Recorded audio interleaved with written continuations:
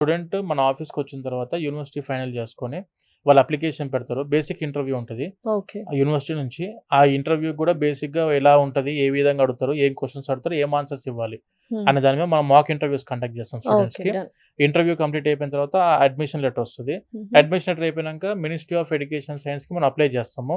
ఎన్‌సీఈక్యూ approval letter వస్తది. MES approval letter వస్తది. తర్వాత మనం కావాల్సిన రిక్వైర్డ్ డాక్యుమెంట్స్ అన్ని రెడీ చేసుకొని, ఇక్కడ వీఎఫ్ఎస్‌లో మనం అప్లికేషన్ పెడతాం వీసాకి. వీసా అప్లికేషన్ పెట్టినాక అరౌండ్ అప్రాక్సిమేట్‌లీ ఒక 15-20 డేస్‌లో వీసా అప్రూవల్ వస్తది. అప్రూవల్ వచ్చిన తర్వాత స్టూడెంట్స్‌కి ఇక్కడి నుంచి మనం కూడా ఎయిర్‌వేస్ వాళ్ళతో కూడా మనము కోఆర్డినేషన్ ఓకే. టై అప్‌లో ఉన్నాము. వాళ్ళతో కూడా చూసుకొని ఏ డేట్ రోజు వెళ్ళాలి, యూనివర్సిటీ ఓపెనింగ్ డేట్‌కి కనీసం ఒక 15 డేస్ ముందు మనము అక్కడ ల్యాండ్ అయ్యేలా చూసుకుంటాం స్టూడెంట్స్‌కి.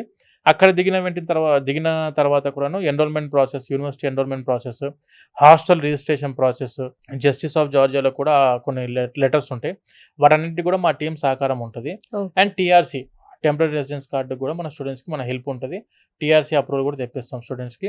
ఇక మొత్తం 6 ఇయర్స్ కూడా పూర్తి బాధ్యతగా మన స్టూడెంట్స్ చూసుకోవడం జరుగుద్ది మేడం ఓకే. వీసాస్ నుంచి. సో, పేరెంట్స్ ఒకవేళ అక్కడికెళ్ళాలి అంటే వాళ్ళకి ఎటువంటి హ్మ్. సపోర్ట్ ఇస్తారు స్టార్టింగ్‌లో? ఎందుకంటే ఎళ్లి డ్రాప్ చేయాలి యెస్ అనుకుంటారు మేడం. కదా వాళ్ళు. సో, వాళ్ళకేమైనా విజిట్ హెల్ప్‌ఫుల్‌గా వీసా ఉంటారా? అప్లికేషన్ పెడతాం మేడం. ఓకే. ప్రతి సూపర్. పేరెంట్స్ ఎవరైనా మీకు ఒకవేళ మీ అమ్మాయో, అబ్బాయో వెళ్ళిన తర్వాత అక్కడ ఉన్నప్పుడు మనం చూడాలనుకుంటే ఏ పేరెంట్ అయినా మన ఆఫీస్‌కి విజిట్ అవుతే వాళ్ళ విజిటింగ్ వీసా కూడా అప్లై చేస్తాము. కావాలంటే మన హాస్టల్స్‌లో కూడా ఒక 1 వీక్ వరకు పేరెంట్స్ ఉండడానికి కూడా అవకాశం ఇస్తాం మేడం ఓకే. డన్. వెళ్ళిన తర్వాత. అడ్మిషన్ ప్రాసెస్ ఎప్పటి నుంచి స్టార్ట్ చేయాలి? యూజువల్‌గా అయితే మనకు ఆగస్ట్, సెప్టెంబర్‌లో అడ్మిషన్స్ మ్యాక్స్ క్లోజ్ అయిపోతాయి మేడం. స్టూడెంట్ నీట్ ఎగ్జామ్ రాసిన వెంటనే ఒకసారి అసలు ముందు అక్కడ ఎలా ఉంది? పరిస్థితులు ఎలా ఉంటాయి? అండ్ అక్కడ ఉన్న మన స్టూడెంట్స్ ఎవరైనా ఉన్నారా తెలుగు వాళ్ళు?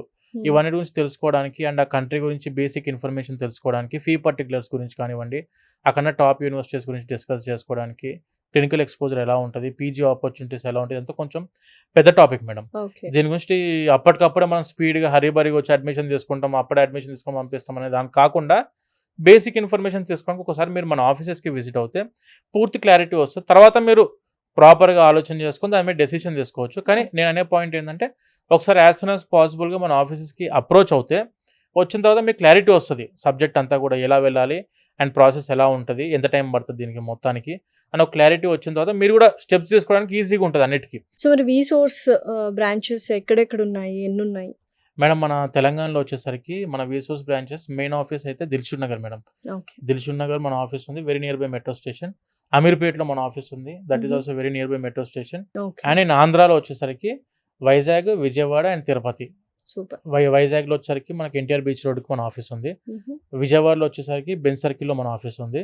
తిరుపతిలో వచ్చేసరికి రేణిగుంట రోడ్‌కి మన ఆఫీస్ ఉంది మేడం. ఓకే. అక్కడ ఆఫీసెస్‌కి విజిట్ అయినా కూడాను స్టూడెంట్స్‌కి హై ఎక్స్‌పీరియన్స్ టీమ్ అందుబాటులో ఉన్నారు.